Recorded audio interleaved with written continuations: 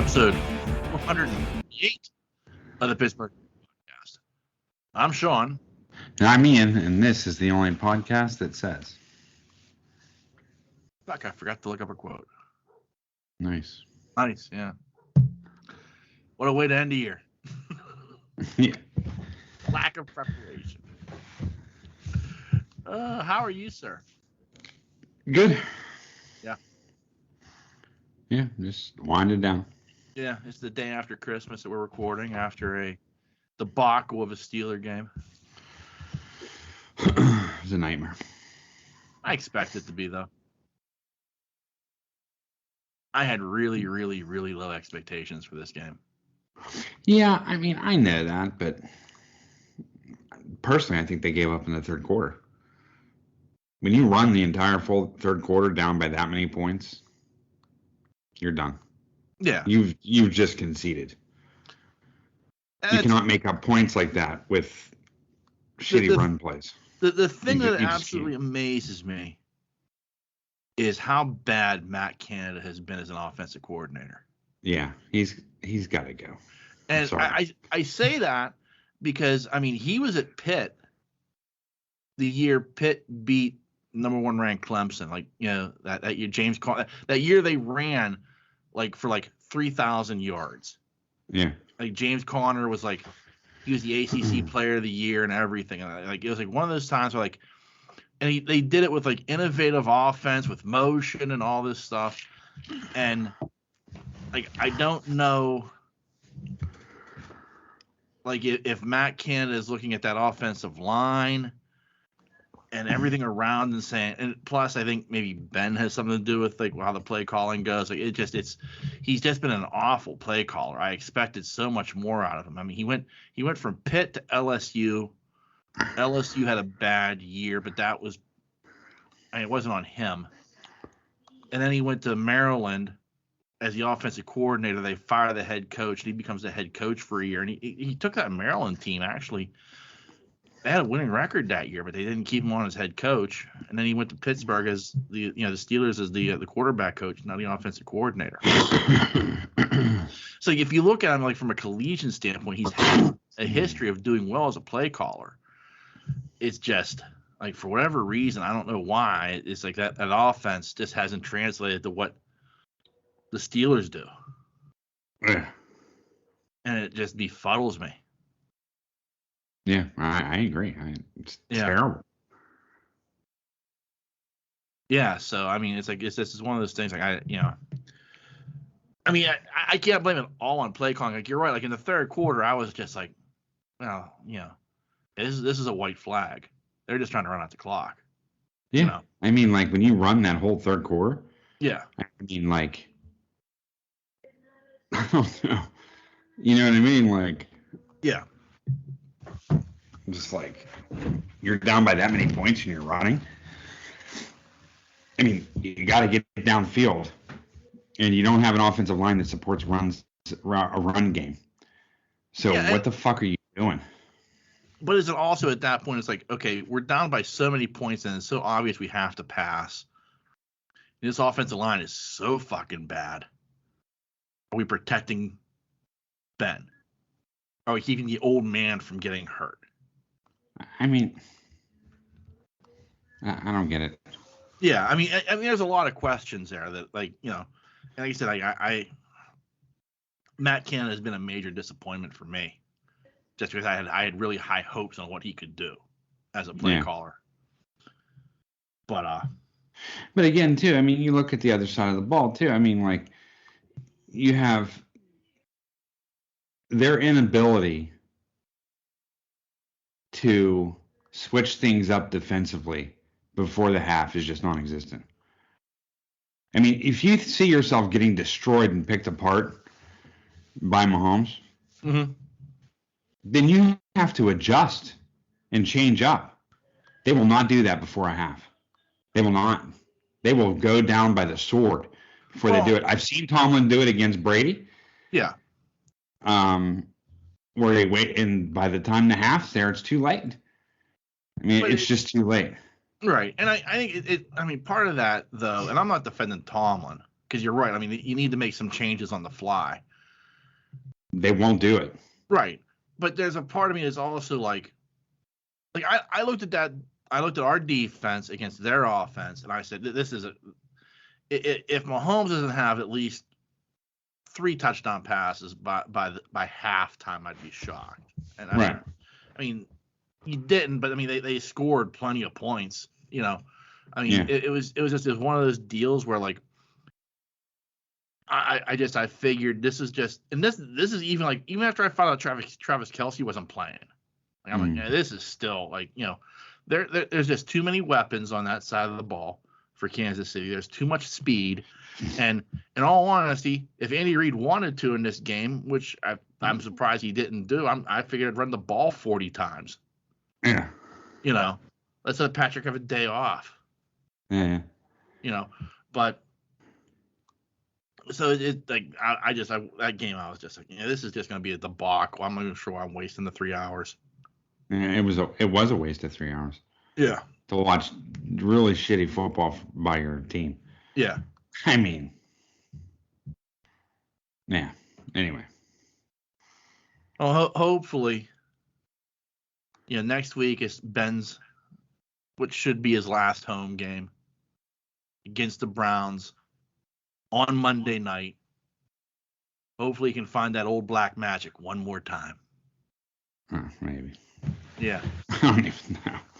I don't know, man. It seems like all the ingredients. The way teams are running on us, dude, I have never seen in Steeler football. I mean, I've seen a couple bad years, but I've never seen running like this on a defense in a long time. I mean, explosive running. Right. And the problem is, no Tuitt, no Alalalu.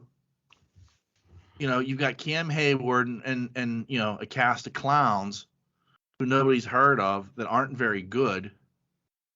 But even Edmonds is terrible. No one's fucking tackling. Bush is a bust. I mean, like. Well, I think we'll find out more about Bush next season. Maybe. I mean, like, I haven't given up on Devin Bush yet, only because, I mean, that knee injury was a severe knee injury. And, like, you know, yes, he hasn't had a good season. I'll be the first to admit that. He's looked awful. He hasn't had that speed that I mean, if you remember, you look back at his rookie year, like, he had sideline to sideline speed. Even you were shocked by how fast he was. When you watching him live, you were like, look at this guy. He's got it. And that knee injury, you know, fucked him up. And like, I don't think he's completely back from it. You know, but you know, if next season he's just as bad, then yeah. I mean, unfortunately, that knee injury cost him a career. Yeah. You know, but it's a we shall see moment, because like we saw the talent his rookie year. Like it was there. And even before the knee injury, it was there. Like you saw him, he was playing out of his mind. And that knee injury takes him out, and he just hasn't been the same player this year. Right. But also, like, the problem becomes that, like, in the run game, like, those down linemen have to take up blockers, and they're not doing that. And so, like, you're supposed to, like, you know, clog the gaps, take up blockers, and the linebackers come in and make the plays. Well, if the down linemen aren't taking up blockers like they're supposed to, and now all of a sudden here comes the guard, you know, taking out the linebacker, because the linebacker should be running free to make that play. I mean, it starts with the down linemen creating chaos so that the linebackers can come in and scrape and make the play. Right. I'm not excusing, especially like Devin Bush, because, like, you know, he's getting pushed 10 yards down the field, you know, and whatnot. But at the same time, the defensive line is so bad, with the exception of Hayward, that the linebackers aren't able to do what they're supposed to be doing in that run game. So, you know, you when you have the guard taking out one linebacker, a pulling guard coming through the hole, you know, taking out that next linebacker, that outside linebacker is supposed to be scraping into that hole as well. Now all of a sudden, Micah Fitzpatrick's making a play 8 yards down the field for his 15th tackle of the game. Yeah. You know, like it gives Tennessee, like he had like 20 tackles and like all of them were like 8 yards past the line of scrimmage because he was the last line of defense. It's crazy. Yeah, it's unacceptable. But I think what shocked me the most was that Viking game. yeah, I couldn't believe the running that was happening. right. And I mean, and that was a combination of two things. That was a combination of one. I think they were still beat up from that Ravens game. Yeah. Coming off of the Ravens game after a short week, you couldn't have been ready to play on a Thursday. But yeah, two, I mean, a pure just lack of execution. Like you could be sore and you could be tired and you could be beat up, but I mean, there were holes that I could have run through. Yeah, it was sick. Yeah. I mean, like wide open. Yeah. Yeah, like I've never seen holes that big in an NFL game. It was insanity. They were gaping. It was crazy. Yeah. It was nuts. But it's like, they cannot stop the run. Yeah. Which worries me because, I mean, that's what Cleveland does and that's what Baltimore does to end the season. Yeah. And they can't stop the pass, apparently, from today. Not with that kind of coverage. Well, they can't stop a good passing game.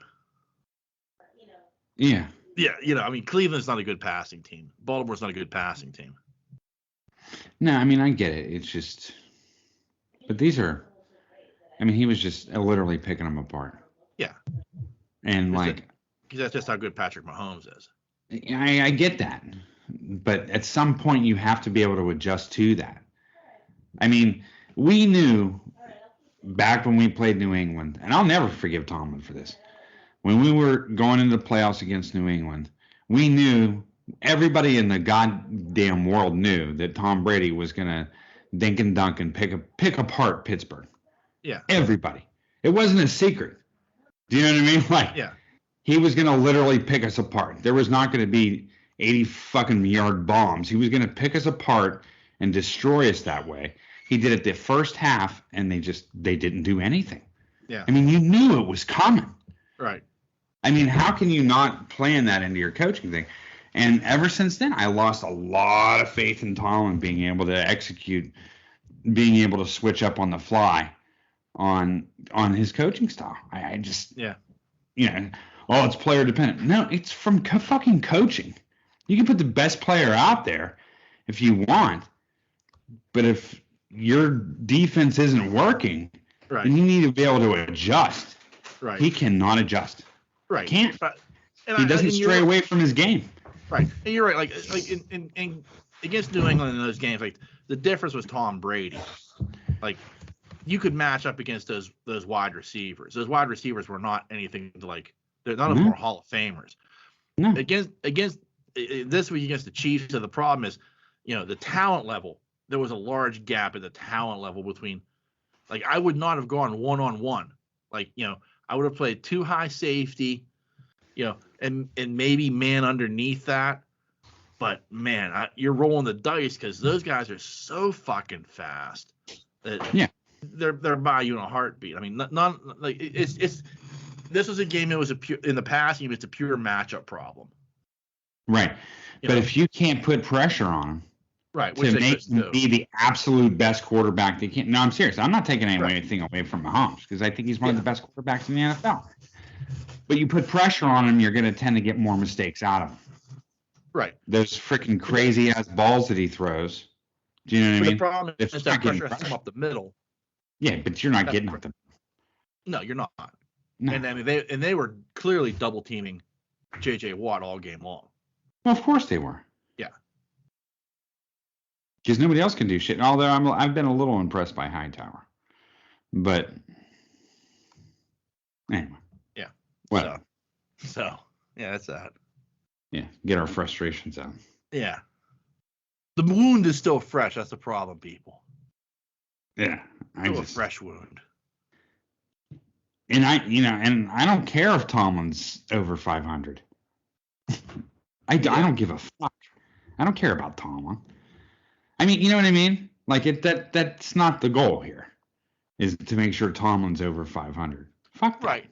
No, I get that, but at the same time, there's a part of me that's like 8-1 is good enough this year for me. Yeah. At this point, you just get to 8-1. I'm a happy man. Because then you've never had a losing season in the Roethlisberger era. Yeah. You know, that's like weirdly like what I've lowered my expectations to. You know, so I mean that's just where like, you just give me 2 games left. You got to win one of them. I think you can beat Cleveland on Monday night.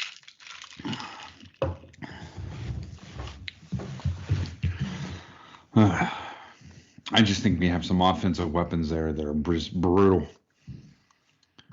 But they're just fucking tanked. I mean, their hands are tied. Yeah. I mean, do I think Chase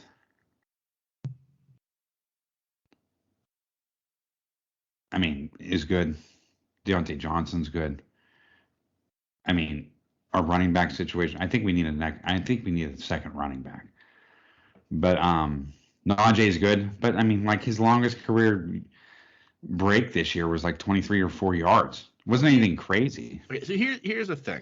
So if I'm the Steelers this going into the off season, my priorities are number one, the quarterback position, obviously.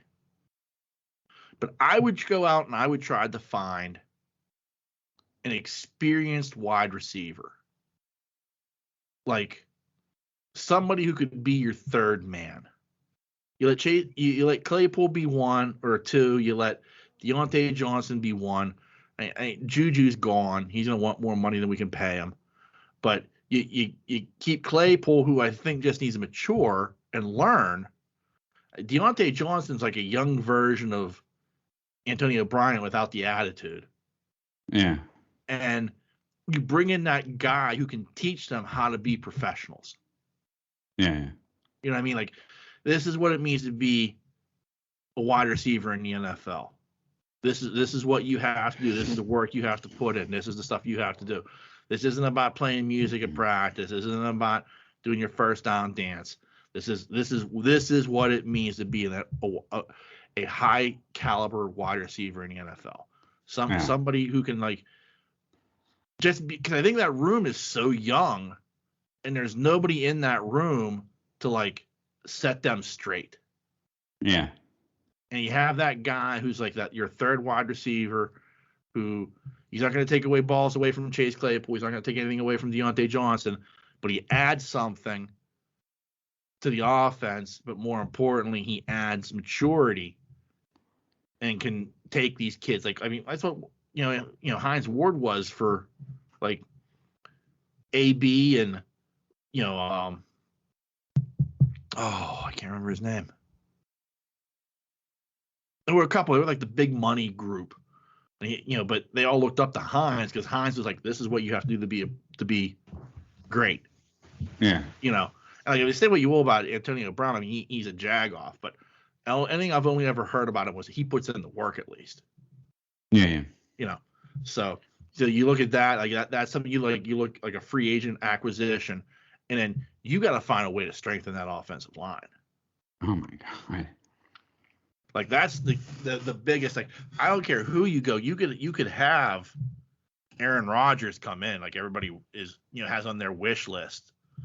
You put him behind that offensive line, he's getting killed. Yeah.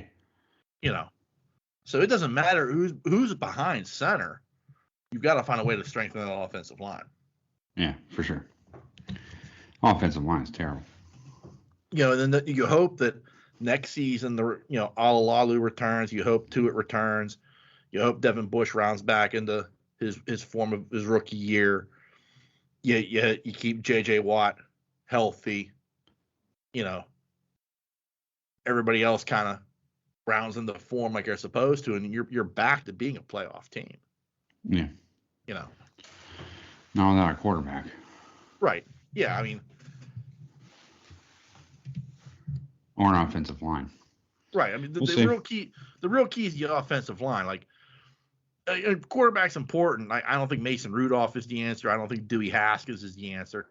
But even if you find like a decent free agent that you bring in for a decent price, like I think that the defense, when completely healthy, is good enough that you can win games 24-10. You don't have to be a high-powered offense, but you get somebody behind center who's competent with those weapons, and you find a way to make that offensive line better. Now all of a sudden, you're cooking with gas. Yeah. We'll see. We shall see. So how was your Christmas? It was good. Yeah. Just chill. Yeah. We cooked here. Yeah. Like her dad actually made a tenderloin. Ooh. It was pretty good. Yeah. And I made some lamb, actually. Yeah. Well, it was on sale. Yeah. Yeah. It's $24. I had some deal at Sam's. It was like $10 off boneless leg of lamb. $10 off their price. Yeah. So I ended up paying like $22 for. I bought two of them. Yeah. 22 and 25. So I paid $45 for like 10 pounds of lamb. Wow. Yeah. So I hooked it up. I actually made it in the crock pot. Yeah. That's cool. Yeah. Yeah, it turned out really good. But good. Yeah, and just had dinner here and people over and family, and that was about it. Yeah, that's cool. Just chilled, yeah. You? How was yours? No, I went over to Mom and Dad's for Christmas Eve. Yeah. It was nice. Yeah? Chaos. Really? I mean, they got those two dogs. And, it's just, there's one of those deals where it's like, Jordan, he's excitable because it's Christmas. Mm. The dogs are excited because, it's Christmas, and like, it's just pure chaos, I mean, it was a nice time. Like, me and you old man, we were watching YouTube videos and we're showing each other stuff like, hey, you ever hear of this band? I'm showing him fucking Chris Cornell doing Nothing Compares to You, and he's like, oh, damn, that's impressive. He's showing me some blues stuff. It was a cool chill night. Uh-huh. And Christmas Day, I was home alone. Were you? Yeah. Nice. Yeah. Relaxed all day. Watched a couple of movies. It was a good day.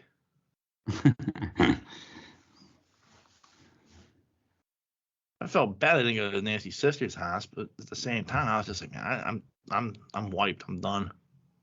Yeah.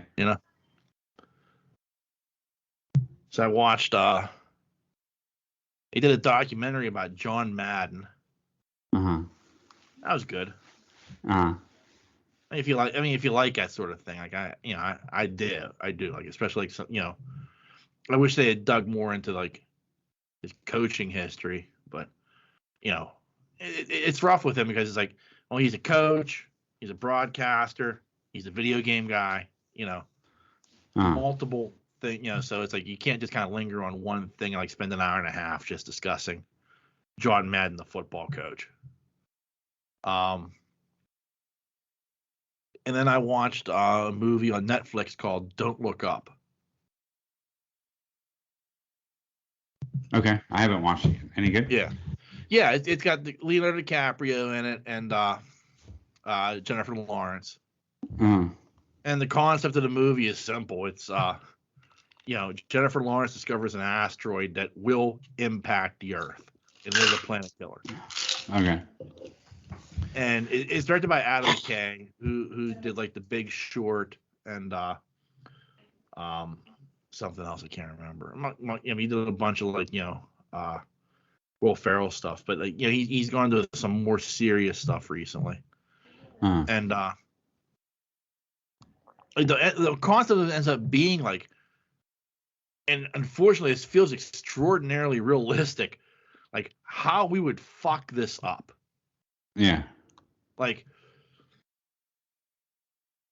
you know, they go to the president, and the president's like, yeah, we'll have our scientists look at it, and we'll assess the situation. We'll get back to you. Like nobody's like taking this fucking thing seriously until there's a sex scandal with the president. Then all of a sudden, everybody's taking it very seriously, and then like they're gonna go blow up the asteroid to send it off course. They figured out the calculations of how to do it, and then the next thing you know, this guy who like runs like this like Google like operation, he comes out and he says, "Hey, we've discovered there's like $40 trillion worth of minerals on there that we can use. So we want to save the asteroid, not destroy it or send it off course." And it's a shit show, and more importantly, like it becomes like this whole thing of like the divide of like, do you believe the asteroid's real? Is it a hoax? Certain members of government are saying don't look up to see the asteroid. It's like this. It was like this shit show of like, based upon what I've seen within the past 2 years, I absolutely believe this is what would happen if a planet-killing asteroid was coming towards the Earth. Right. Like, and it's a tremendous watch. At the same time, it made me very, very sad. Oh, yeah. Because I thought, wow, this is how it would go down, isn't it? Like, this is really what would really happen, I believe. Right. And I was just like, wow, this is. So it's a good watch. I recommend it. It was definitely. I don't want to say it was eye-opening, but it was like, yeah, that's what would happen. No doubt about it. And then the other movie I watched was The Matrix Resurrections. You watched it? Oh yeah. I highly recommend it. Is it good? It was really good. Is it free? Yeah, it's on HBO Max. Oh, I didn't know that. Yeah. I didn't even know. Yeah. Oh yeah. So it's good, huh? It is really fucking good. Wow. Like I went in with minimal expectations. Like, you and I have discussed it. The history of the Wachowskis and everything else, and so I had and I saw it's like 2.5 hours. I'm like, oh man, this is gonna be a long 2.5 hours. Ooh, and it is really fucking good. Yeah. Like it takes the concept, like it took the concept of what the Matrix was, twists it on its head a little bit, and completely reboots it in a way that absolutely fucking works. Okay. I was shocked at how well they pulled this off. Well, that's cool. Yeah. How was Keanu? Oh, he's great. Yeah. The real show stealer is fucking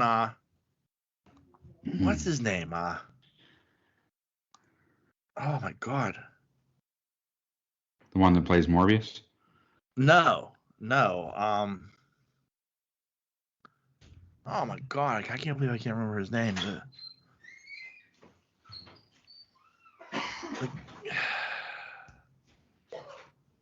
The guy from How I Met Your Mother.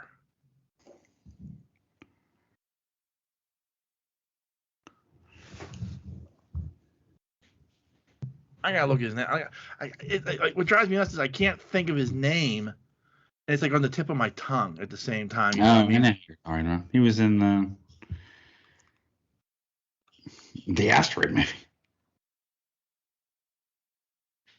right? No, Neil Patrick Harris. Oh, Neil Patrick Harris. Neil Patrick Harris. Oh, how I'm okay. I get it. Yeah. He was fucking phenomenal in this. Really? That's good. Yeah. Huh. All right, I'll have to watch it. Yeah, I highly recommend it. There are so many interesting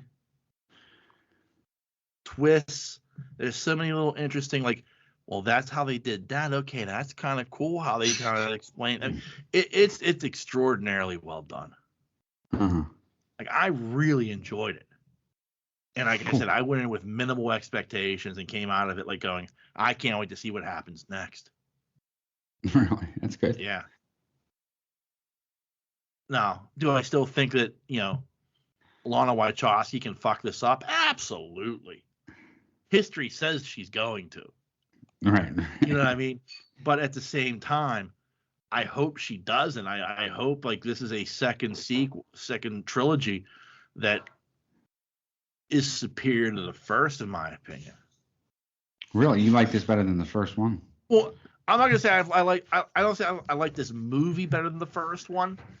I won't say that, but because that would be sacrilege. The first one's a fucking masterpiece. There's nothing wrong with that movie whatsoever. Right. But I think as a trilogy, the sequel trilogy can be superior to the first trilogy as a whole. Yeah. Revelations and Revolution were not nearly as good. Like they had phenomenal moments, but as an overall story, they just didn't tell as good of a story as the first movie did. I got a feeling that if done right, this could be a better trilogy. Okay. Of movies, if you did it right, and just the way the world is set up again, it's really fucking good. I can't tell you enough. Like, I wish you could go watch it right now. We just picked up and just talk about it. But we'll talk about it next week, I'm sure. That's cool. Yeah. Yeah, I really enjoyed it. If you're somebody who's on the fence about that movie, like you're like, I don't know if I'm gonna watch it or not, give it a watch. Well, I'm gonna watch it. Yeah, I know you are, but I'm saying like anybody else out there who listens to this show, if you were on the fence, like I really enjoyed it. Yeah, that's cool. I'll watch it for sure. Yeah. I watched Venom. Did you? What'd you think of it? Did you see it or no? No. I liked it. Yeah.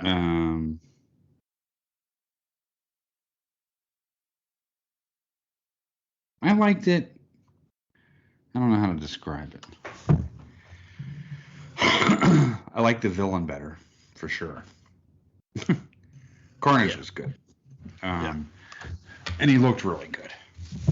There was a shit ton of action in it, which I liked. You know what I mean? Yeah. It was very comedy centered, in a sense. Yeah. The play between Hardy and Venom. Yeah. But it was really funny. Like, I liked listening to Venom talk. Yeah. You know what I mean? And so there was a lot of parts that I really loved. There wasn't much that I hated. I can put it that way. Do you know what I mean? Right. I just felt like, I don't know if it went too much into Venom. You know? Like, I don't know how to describe it. I guess you're just going to have to watch it. It's sort of like Ant-Man and Waspish. Yeah. Do you know what I mean? There's a little bit more comedy than there is actual seriousness. Yeah. Does that make sense? Yeah, it does. Yeah. You can see that from the trailer. It was a little bit more loose. Light. It was light, but at the same point, there was a lot more action and death, which I liked too. Right. You know. So there was that play between him and Venom a lot during the movie.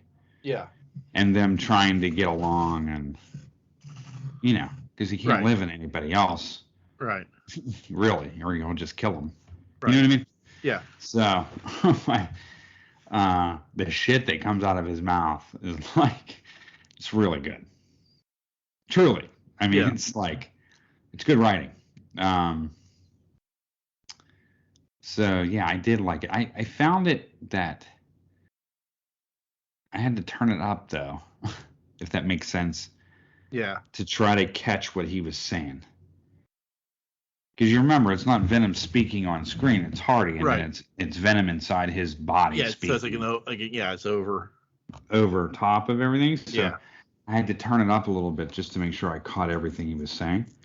I thought that was kind of weird when I was watching it, like from a technical sound standpoint. Right. But other than that, it was really good. I liked Woody Harrelson, and I thought Woody Harrelson was great. I thought he Yeah. was a good villain. Yeah. I mean, I wouldn't say a lovable villain. Um, you know what I mean? But Yeah. I thought he played a really good Carnage. Yeah. I did. So yeah. So we'll see. I liked Carnage. I liked his look. I liked the way they designed him. I like how he moved. I like how he was different than Venom. You know, artistically, I liked the way he looked. Yeah. Made sense. Yeah. So yeah, it was pretty good. Kept my interest and I had a good time watching it. So it's really all I cared about, and that's what I liked about the first one. It kept my interest, and I liked watching Yeah. it. I just thought the villain was weak in the first one, Right. Yeah, it was. and yeah, well, they kind of replaced that. Yeah. You know Well, what I I mean, that was mean? the expectation because Carnage was like, I mean that's a big Venom villain.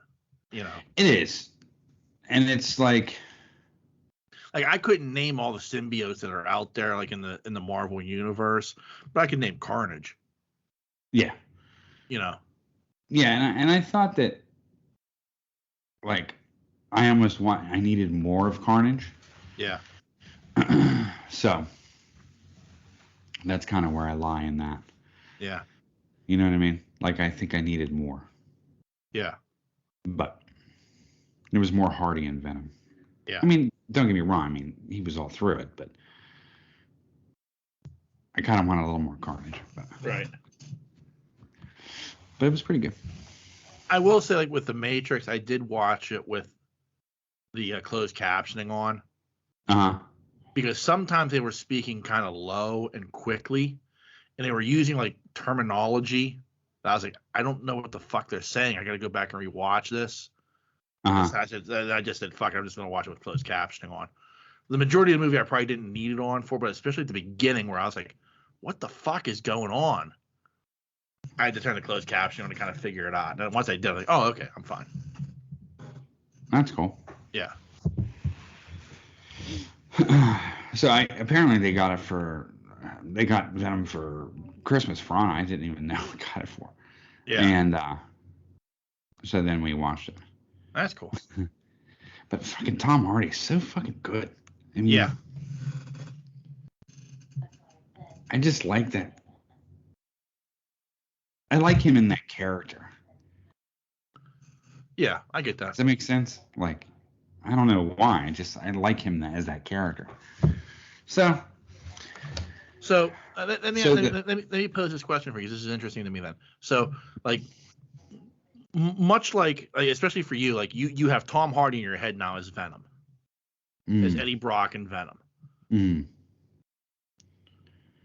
If I'm going to use quotation marks, if they were to do a Venom in the MCU with the Tom Holland Spider-Man, Yeah. who would you like to see do that then? What do you mean who? Like I don't want to see anybody else do Venom except for Tom Hardy. okay, but all right, spoiler alert. Based upon the ending of No Way Home, we know Tom Hardy's not going to play Venom in that universe. But yet there is a potential for there to be a Venom in that universe. Why wouldn't he play Venom in that universe? You saw the scene, right? The scene with Tom Hardy. Yeah. In the bar? Yeah. Yeah. So he's gone. Is he though? He did. He disappeared. He disappeared with everybody else. Like he turned like gold dust and floated away. But there's a little piece of Venom got left behind. Which can be another symbiote. Right. That's what you're not seeing. Or it could be Venom.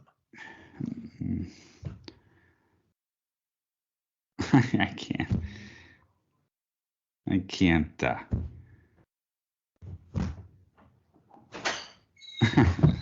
Okay. You're not even gonna go there. You don't want anything to do with it. Hey, no, I can. Okay, spoiler alert in Venom. So at the end of Venom. Yeah. Well, I'm not going to tell you much about it, but I'll tell you this much. All right. Well, you know Woody Harrelson's a serial killer, right? Right. Yeah. Well, that was explained at the end of the first movie. Right. So he's a serial killer. Right. And he wants Eddie Brock to come do an interview. Because you know that's what he did, right? Yeah. Journalist. Right. Eddie Brock's a journalist. And so he invites Brock. This is the beginning of the movie. I'm not really telling you much. He invites Brock to come in. Right. To do the interview. To give him, I don't know. He like bites him or something, and then he's like, "That's not blood." Correct. Right. And so he ingests it. Right. Right. Right, and that becomes how he becomes Carnage. Well, I think that's what a little piece of this Venom is going to do to this guy. I think Eddie Brock and Venom are still going to be here as Venom. But I think we're going to have something new coming out from this bartender. I don't think that's going to be Venom. Okay. Because the full Venom is like pretty big compared to what was left. Right. That's about the size. That's about the size of what he ingested. Right. When he became Carnage. Do you understand what I'm saying? I get what you're saying, yeah. Like, so I think this is going to be not Venom. I think this is going to be something else. I don't know what that is. But when I was kind of having this conversation too. When they disappeared, was this the Flash? Was this the Snap? No. No, this was Doctor Strange multiverse, right? Right, yeah. Right. So it was kind of like at the end of Carnage, at the end of Venom, I know, like, they'd end up appearing in, like, the Marvel Cinematic Universe. Yeah. Like, that's how, that's like the after credit scene in Venom is they show up in the Marvel Cinematic Universe. He's in a shitty hotel room in Mexico in his universe, and he woke up in someone else's room and a naked dude walks out. Right. And then at the end of Spider-Man, you know, he's talking, the bartender's telling him about like Thanos and everything. Like, what? You know, I mean, they're going on, and then they disappear, and that little piece is left behind. Now, I mean, my assumption is that's going to be the Venom, and we'll get the full-on Venom with the Spider-Man logo and everything that we want to see. Yeah. I don't know. Yeah. Yeah, I do not know. We'll see. I just liked at the end of this one where he saw Tom Holland on screen, and he's like, I like him. And he licked the screen. Yeah. You know. Now, I mean, if they're going to do the black suit Spider-Man, like the real black suit, like, do you want to see that version of the black suit? Like the all black with just the white spider? I do, but I like that Spider-Man. So do I. Like, I think that's the coolest. Like, outside of the OG, the original costume, like, I think that version of Spider-Man, like the black suit. Well, I think Holland will be able to support Venom. Yeah. I think he's strong enough. I mean, that's, you know what I mean. Right. Yeah. But I'm just saying, like, it's like we kind of got a black suit in this movie with the magic suit. You know, when Tobey Maguire did it, they gave us a black suit, but it was just nothing more than just the Spider-Man suit.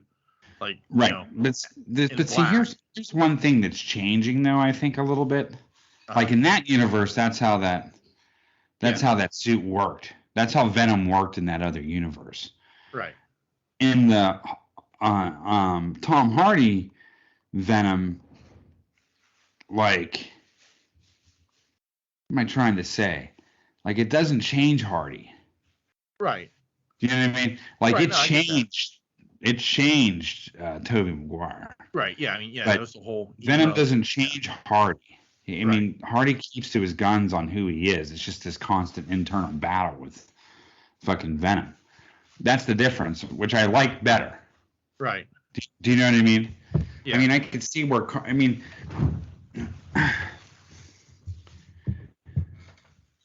yeah. I mean, I like that. I kind of. So I don't know. In what form is Venom going to come in? I mean, like, we just don't know. Right. I mean, we don't know. I mean, it looks, on all in all, it looks like Venom's going to come in like sort of the anti-hero that still likes to eat people's heads. Do you know what I mean? But I don't know. I don't know how he's going to come in. I mean, I just, am I worried about sort of, because, Venom was a villain, Right. And they're making him good, which later on he becomes good.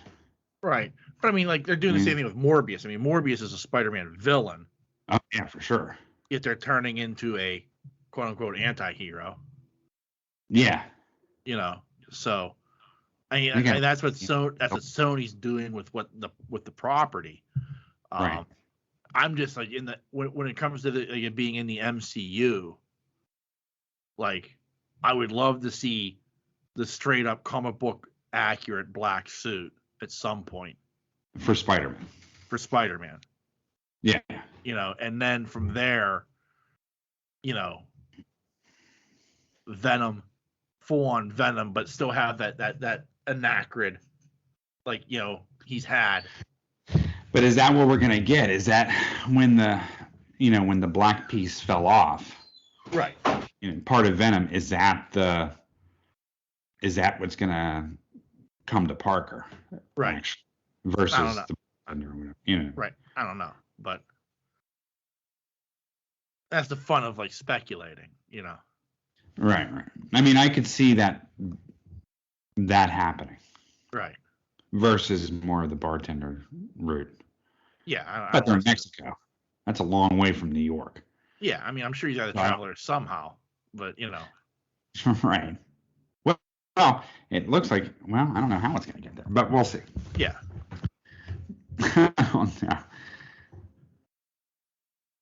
It's curious. Yeah. But would I like to see the Black Spider-Man? Yes. And do I think it's time for the Black Spider-Man in the suit? Yes, I do. Because now he's alone. You know what I mean? Like, he's, you know what I'm saying? Like, they've set it up to where he's isolated himself. Right. So now would be a good time for that suit. You're right. To have to him dealing with that suit. Yeah. If that makes any sense. That makes sense. Yeah. And Vree was telling me something today about, like, when he was doing all the rings. When Doctor Strange, did you read about that? No. So when he was doing the spell in Spider, right? Uh-huh. And he kept doing, remember how there was those rings? Yeah. Rings kept coming up as he was doing the spell. Right. So the last spell only had 4 rings, not 5. Yeah. So was that Strange's ring? Uh-huh. Like, some people are speculating that Strange actually still knows that he's Spider-Man. He knows Peter Parker. Right. Because he said, even me, I'll forget. I won't know you. Yeah. You know what I mean? But at the same point, it's like, there's only 4. He only did it, there's 4 ring levels. So, I mean, like, he did complete the spell, but did he leave himself out? Or Right. do you know what I mean? Like, I don't know. It's kind of interesting now. Yeah. But I mean, Marvel's full of them fucking Easter eggs. Yeah. And some people said they saw Kraven up in the clouds. I didn't see Kraven. I heard somebody said that at the viewing I was at, because I saw Rhino. I saw Rhino, but I didn't see Kraven. Yeah. But I've only watched it once, and I can't pause it. Yeah. You know what I mean? But I didn't see Craven.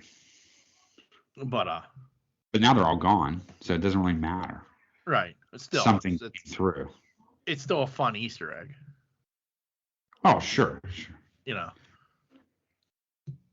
guess the question is, did any of them make it through? I don't know. And the other question is, are we going to get him back? And then the other question is, are they going to make a third? Will they make a third Andrew Garfield Spider-Man with Venom? Depending on what universe you were in to begin with. Because we really don't know. Well, it becomes that oddball thing of, like, what will Marvel and Sony agree to? Right. Because I'm sure, like, in order for, like, them to do something else with Spider-Man, like, from this come out and say, hey, we've got a lot, we were getting a lot of buzz about Andrew Garfield. We'd really like to complete that trilogy. He's on board for it, and we can do this, and this with it. Like, how much Marvel approval do they need for that? Right. Or can they just say, fuck you, this is what we're doing. We're doing Amazing Spider-Man 3, and you can't stop us. So it's like that oddball thing of like, I don't know. Like, I mean, I've heard people clamoring about it. I've read, like, well, the rumor mill says, well, yeah, I'm sure somebody at Sony has said, hey, this is what we'd really like to do. Yeah. But what can they do? What's the agreement they have with Marvel at this point? Because you're telling me you're doing 3 more movies with Tom Holland. Right. I don't know.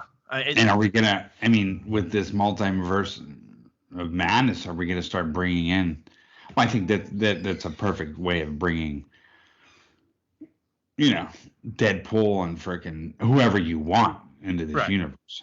Right. But as far as cross-dimensional universes, are we going to see Spider-Gwen and, all this kind of crap? Yeah. It's funny what they've done, because they've almost, the way they've connected things, in these universes is very similar how they connected them in the comics, especially like Beyonder and further.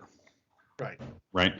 Because the way they did it was, and it was kind of a good move on Marvel's part. It was pretty interesting, but when you, especially on Secret Wars 2, like when you're reading Secret Wars 2, like, oh, this connects to the new Avengers. Oh, this connects to blah blah blah. This connects to the Fantastic Four. Da da da da. And so it connected everybody, and the Beyonder storyline was there was a storyline within each one of those comics. Right. And so it's kind of how they did the movies. Oh, this connects to, oh, this makes sense. Oh, this connects, you know what I mean? It's the same thing. Right. The last time it was through Infinity Stones. Yeah. That was the other thing. Like, that was the connective tissue to everything. It's like, well, here's another Infinity Stone. Oh, here's another Infinity Stone, So, yeah, you're right. Like, I think what's interesting is like, you went from it being one sacred timeline, right, to now, the multiverse. And I wonder if they're going to, like, borrow an idea from DC, where back in the 80s, when they had the Infinity Crisis, Crisis on Infinite Earth, that's what it was. That was like the very first big crossover. DC's problem was they had all of these different publishers that they had bought, and they were trying to combine them all into one universe. And so they told this story that did that, where at the end of it, the resolution to solving the problem was, we're just going to combine everything into one universe. Right. You know, and there were a lot of stayovers like from the different universes, which created the one DC universe for comic books for a very long time. Right. I wonder if that's what's going to end up happening, and that's how all of a sudden you have mutants. Yeah. You know what I mean? Like it's that odd thing of like, you know, anybody who's had any sort of special power, you've been able to kind of describe what's come from an Infinity Stone for the most part. Right. Well, now, how do you explain off mutants then? How have they not been around forever, and how have we not heard about them? Well, here's how. When the multiverse got slammed shut again, they end up being left behind in our universe, in this one universe that got created. So I think that's one of those weird things of like, well, how do you start explaining stuff off that you want to try to do? You know, blaming the multiverse and then shutting it down is the best way to do that. And trapping everybody within that universe. Right. Yeah, I don't know. Yeah. It almost seems too big. like with Thanos and the gang, you know, it was cool because you had like, you know, Thor, and then like Cap, Solo, right? Iron Man, brought in Hawkeye, you know what I mean? And then like your biggest group was Guardians, which had multiple members. But now you're dealing with teams. You know what I mean? Yeah. Fantastic Four, X-Men. You know what I mean? Like multiple people are on these teams, not just like 2 or 3 single people. You know what I mean? Like Avengers Assemble. I mean, you know what I mean? Like it was just individuals and they just kind of hooked up. You know. Now it's like all these different teams. So, and the way we're looking at, I mean, we're kind of looking at Young Avengers or West Coast. You know what I mean? Like, we're looking at different things now. But also, it's just like the simple fact of like, you know, like mutants aren't just something you just say, well, this just popped up. Right. You know what I mean? Like, especially in the comic books, they've established that, you know, mutants have been around forever. Right. You know, going back to Apocalypse, the first. You know, so right. I mean, it's that oddball thing of like, well, how do you kind of explain this? How do you bring that history into the MCU without completely disrupting it? Well, it's the multiverse crashing upon itself. Right. You know, and I guess what's that going to lead to? You know what I mean? Like, what are we leading up to? You know, because we had all those movies, and eventually it led to Thanos. Right. Right. So there must be some baddie that they're leading to without giving too much away. That we haven't seen yet. Yeah. You know what I mean? So, like, Kang makes sense. You know what I mean? But we've seen a lot of Kang already. We haven't seen the eviler side of Kang. Right. On the other timeline. You know what I mean? But I don't know. But at the same time, it's like this thing of like, you know, like is Kang big enough to bring the entire Marvel Cinematic Universe together to fight him? Not really. You know. Neither's Mephisto. Like as much as everybody likes invoking the name Mephisto. Like I've even heard like people talking about like, well, there was Mephisto in Spider-Man No Way Home, and I'm like, no, just because it sounds a little like One More Day, there wasn't any Mephisto involved in this, you know. But everybody loves like, you know, jumping at that name. Like I still think at the end of the day, it's got to be fucking Galactus. Yeah. Like, that would be. I think that's the only reason you bring in the Eternals to really explain what a Celestial is, and then here's the ultimate Celestial. Well, he's part Celestial, right? I can't remember. I'm sure somebody out there is like, motherfucking me, telling you don't know shit. But I mean, like to me, like I mean, you have to have like something of a cosmic level. Yeah. Away, yeah. No, I agree. You know. But at the same time, that's the beauty of what Hawkeye was, because it wasn't that. Right. You know, like. Yeah, you're right. You know, I mean, so like it's like we're sitting here like, well, what's going to bring all of these characters together? What could be the one thing that's so powerful that the entire Marvel Cinematic Universe has to band together and fight? But at the end of the day, the best Disney Plus series has been Hawkeye, and all it was about was a guy trying to get home for Christmas. Right. And it was done beautifully. It was. But I just don't. Yeah. I don't know. Yeah. I mean, I can't think of anybody bigger. I really can't think of anybody bigger. Like, I can't. I mean, I guess you can. I guess there's a lot of stuff out there that you can bring in, but Galactus would be a good one.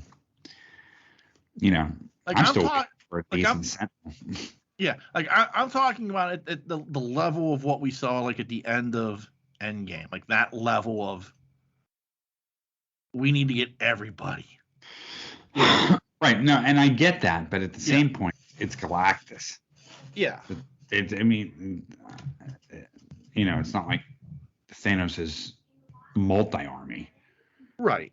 I get that, but I mean, it's kind of like, okay, we're gonna face off now. But at the same time, like it's that whole deal of like, to me, like,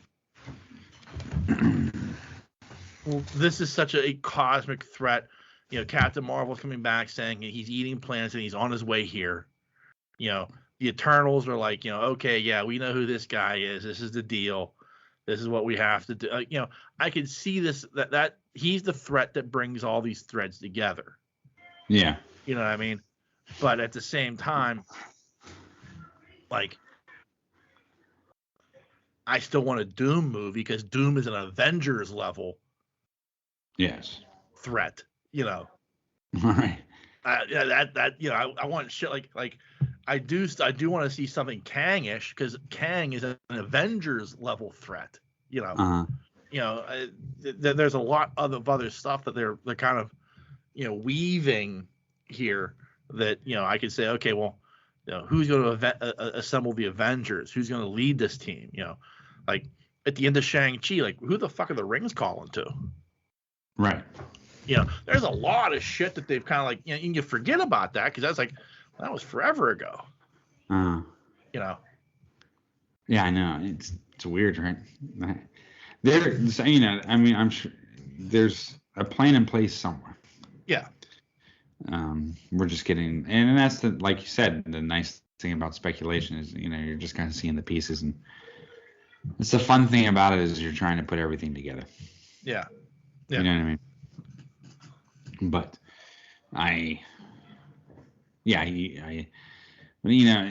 certain things fall in line. I mean, you bring in 4, eventually you're going to have to bring in Doom. Is Doom going to create a super? You know what I mean? Like, yeah. You have to think about that.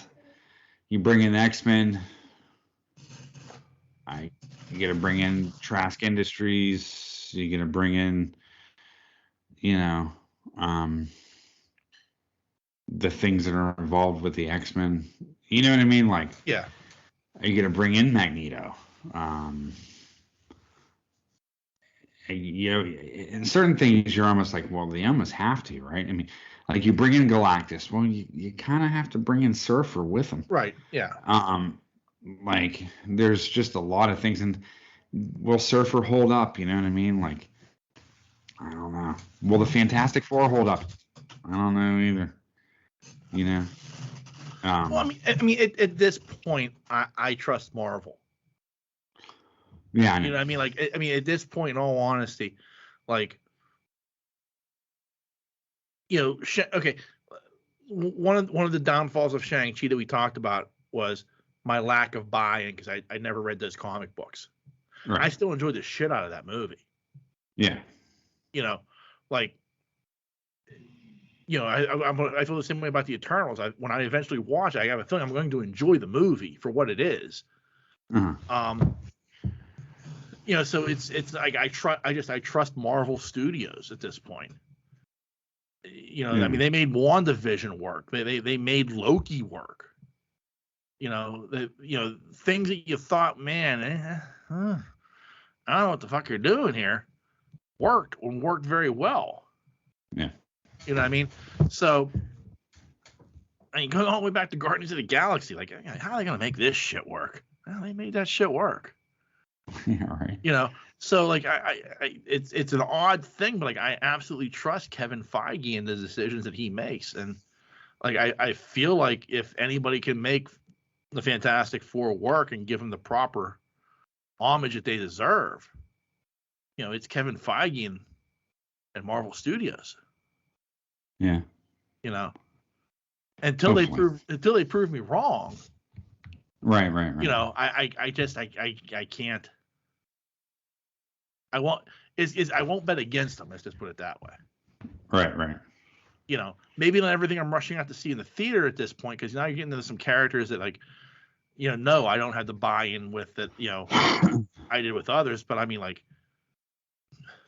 and let's even face this fact. This Spider-Man movie could have been a total fucking disaster. It was not. You know, like, yeah. I trusted the process, but like there was a part of me that was kind of like saying, "Oh, this could really fucking suck," and it didn't. You know, so I mean, I'm just at a point now where I'm just kind of saying to myself, like, you know, don't bet against them, and until they finally throw out that real clunker. Right. You know, because they've never done it. I mean, as much as like we could talk about like Thor: The Dark World and Iron Man 3.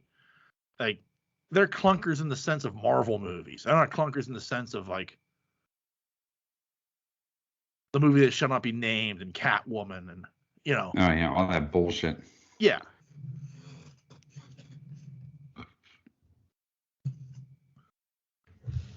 Yeah, I know.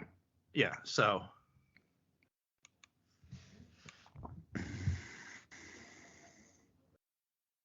You know, Superman 4 makes Thor: The Dark World look like Shakespeare. Shakespeare. You know. It's funny. Don't invoke the name of Ben Affleck's Daredevil. Well, that Elektra was worse than that. Yeah. Oh, by far. Still. Ooh, Elektra. Hey. Ghost Rider. Yeah, Ghost Rider. Yeah.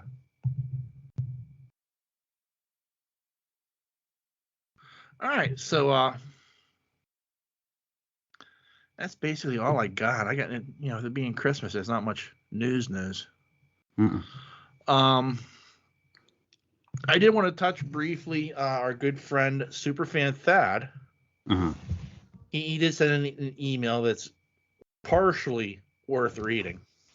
Okay. Let me find this here. So Thad, he went to Kennywood last week, the local amusement park, for their Holiday Lights edition. You know, so they're open in the middle of winter. A few of the rides are still up and running, and they were but you're there for, you know, they have a bunch of Christmas lights to see and shit like that. He said it was pretty good. They had a nice model train layout in the arcade. We rode the train and were able to sing along. Like I said, so they had Christmas carols.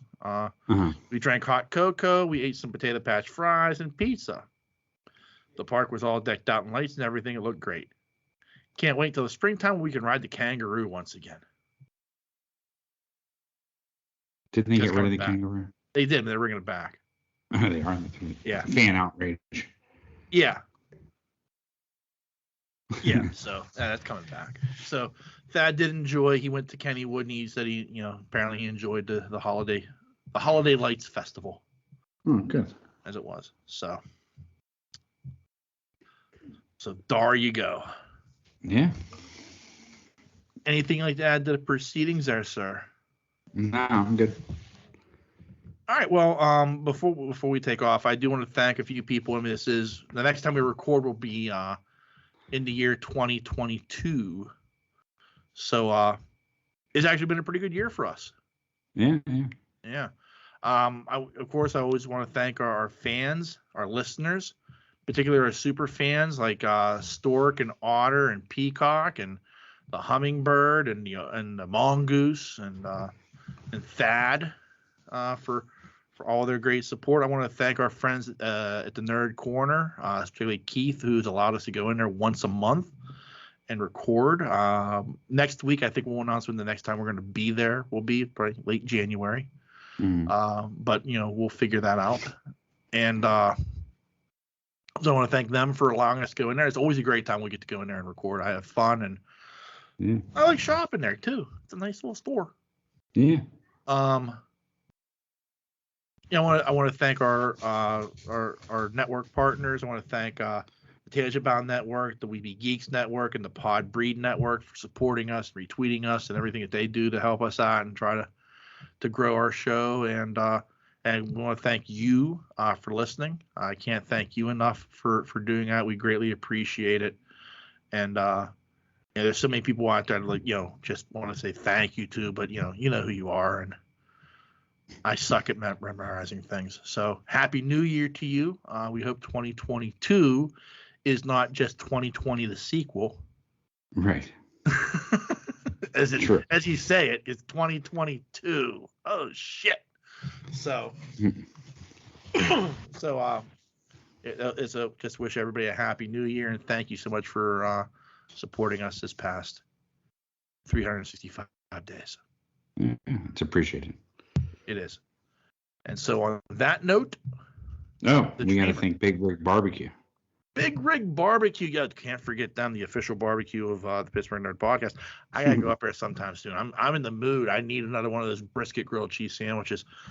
Fucking delish. So good ad in there. And on that note, the dreamer has awakened. Peace.